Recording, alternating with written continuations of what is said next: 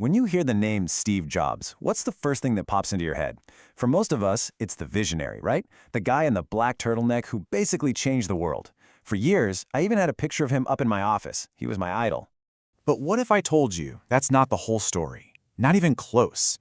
What if the public image we all bought into was just one side of a much more complicated and honestly, a much darker truth? We're going to pull back the curtain because what I found, well, it completely changed how I see the man who built Apple. All right, so our first piece of evidence, it starts with Apple's most iconic product. In the early 2000s, Apple employees were being pulled into this top secret mission called the Purple Project. I mean, it was so secret they couldn't even tell their spouses what they were working on.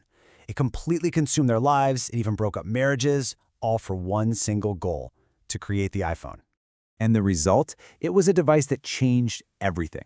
And what was the single most revolutionary thing about it? That beautiful, slick, responsive touchscreen. Jobs himself called it one of Apple's greatest inventions. But he didn't invent it. The truth is that game-changing technology was actually stolen. You see, the story of multi-touch didn't start in some shiny Apple lab. It goes back for decades, as you can see right here. But just look at that last step on the timeline. In 2005, Apple very quietly bought a small company called Fingerworks and all of its patents. Then, just 2 years later, Steve Jobs gets up on that stage and presents that exact technology to the world as if it was Apple's own creation. And maybe the most shocking part of all, Jobs wasn't even trying to hide his philosophy. He famously loved to quote Picasso, saying, "Good artists copy, great artists steal." It was basically a confession, right out in the open, and this illustrates a pattern of behavior that goes all the way back to the very beginning of Apple. And this pattern of taking credit for other people's work, well, it didn't just apply to competitors. To really get it, you have to look at the original partnership at Apple, the tale of the two Steves. Their relationship was literally the foundation of the company, but it was built on a pretty staggering imbalance. I mean, think about it for a second. Bill Gates, Mark Zuckerberg, they were programmers. They knew the tech inside and out. Steve Jobs, not so much. He had zero formal training in engineering or coding.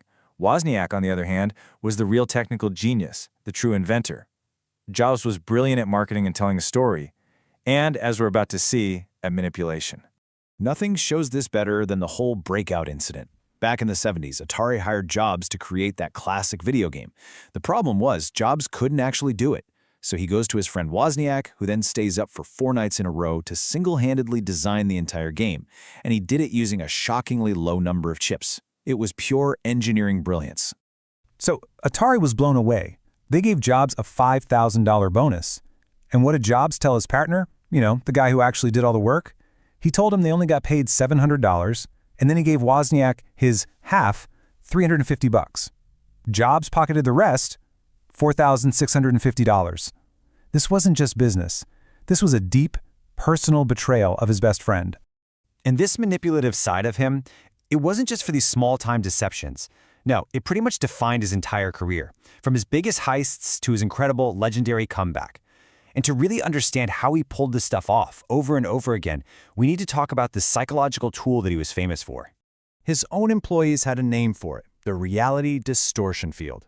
Seriously, he could take someone else's idea, tell them to their face that was stupid, and then a week later, present that exact same idea back to them as its own brilliant innovation.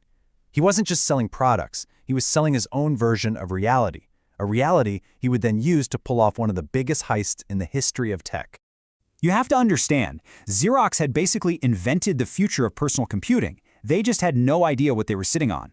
Jobs saw it in an instant. He sweet-talked them into giving him a full tour in exchange for some Apple stock, and then he just took their ideas, the graphical interface, the mouse, repackaged them, and built the Macintosh. He literally stole the future right out from under their noses. But eventually, his behavior, the insane mood swings, the huge financial risks he took on projects like the Lisa computer, it all caught up with him. The board, which was led by the CEO that Jobs himself had hired, finally had enough.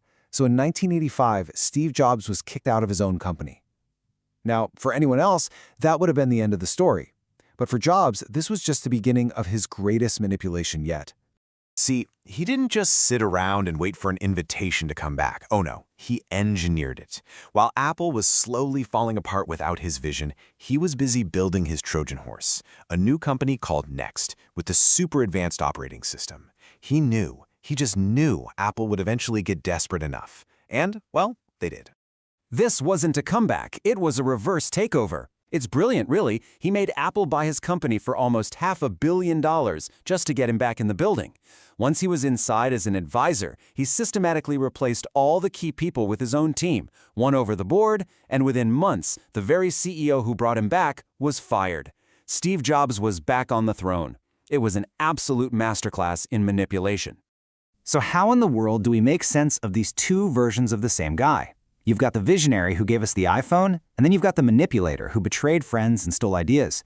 Where does the genius end and the con artist begin?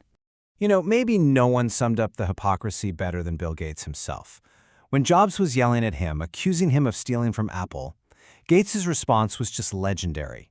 He basically reminded Jobs that they both just stole from the same place. But Jobs got there first. It perfectly captures the ruthless game they were all playing. And maybe this is the most unsettling part of his entire legacy. It's a truth you just can't deny. Without his vision, his relentless drive, Apple would be nothing. Wozniak built a fantastic computer, sure, but Jobs built an empire. The real question is, at what cost? The man genuinely gave us tools that reshaped our world, but the story behind that revolution is one of deception, of bending reality to his will. So what are we supposed to make of this brilliant, incredibly complicated man? So was he a true innovator? Someone who could see a future nobody else could? Or was he more of a brilliant editor? Someone who took rough ideas and polished them into absolute perfection? Or was he just a great thief? A guy who understood that in the race to change the world, the person who tells the best story is the one who wins. Maybe the truth isn't just one of those things. Maybe it's all three at once. And that leaves us with one heck of a difficult legacy, one that is as undeniably brilliant as it is deeply, deeply unsettling.